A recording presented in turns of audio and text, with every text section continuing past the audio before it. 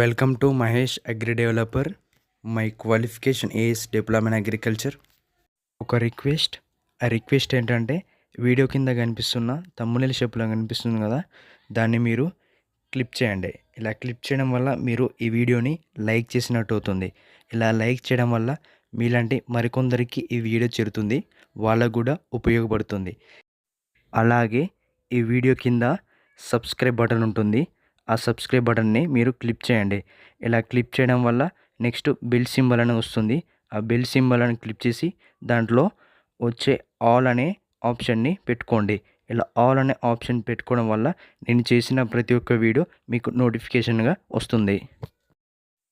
So ఇప్పుడు మనం ఈ వీడియోలోకి వెళ్ళిపోదాం.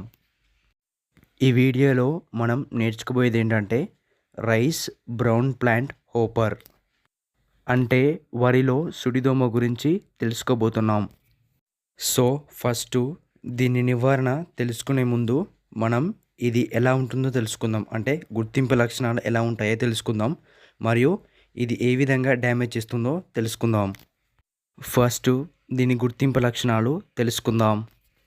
ఈ పురుగు అనేది 2 దశలలో ఉంటుంది. అంటే పెద్ద పురుగు మరియు పిల్ల పురుగులాగా ఉంటాయి. ఫస్ట్ పెద్ద పురుగు అనేది గోధుమ రంగులో ఉంటుంది. నెక్స్ట్ పిల్ల పురుగు అనేది ఫస్ట్ తెలుపు రంగులో ఉంటుంది. పెరిగే కొద్దీ అది గోధుమ రంగులోకి మారుతుంది.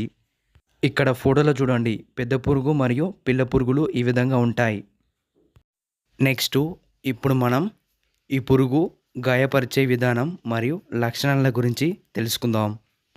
పిల్ల పురుగు మరియు పెద్ద పురుగు వరి మొదల్లోకి అనగా నీటి పైభాగమున ఉన్న మొదళ్లకు గుంపులు గుంపులు చేరి మొక్కల్లోని రసాన్ని పీల్చడం వలన మొక్కలు మొదట పసుపు రంగులోకి మారి క్రమేపీ సుడులు సుడులుగా ఎండిపోతాయి.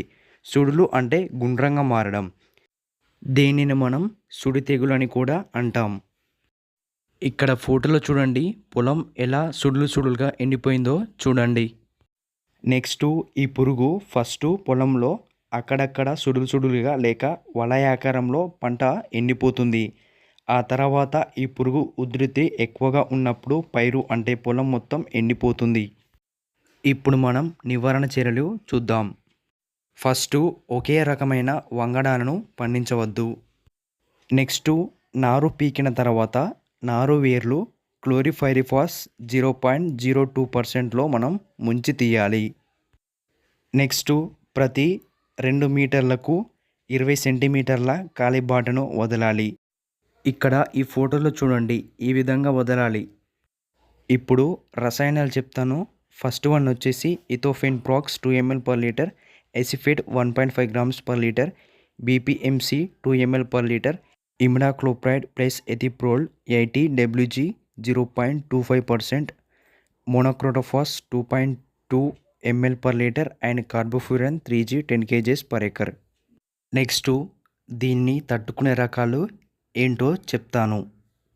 First one Chaitanya MTU 2067, Godavari MTU 1032, Krishnaveni MTU 2077, Indra MTU 1061, Vajram MTU 5249, Vijaya MTU 1001, Pratibha MTU 5293, Cotton Dora సన్నాలు MTU 1010, Nandi MTU 5182, సూర్య BPT 4358, Deepti MTU 4870, Chandan RNR 74802, తొలకరి MTU 1031, పుష్యమి MTU 1075.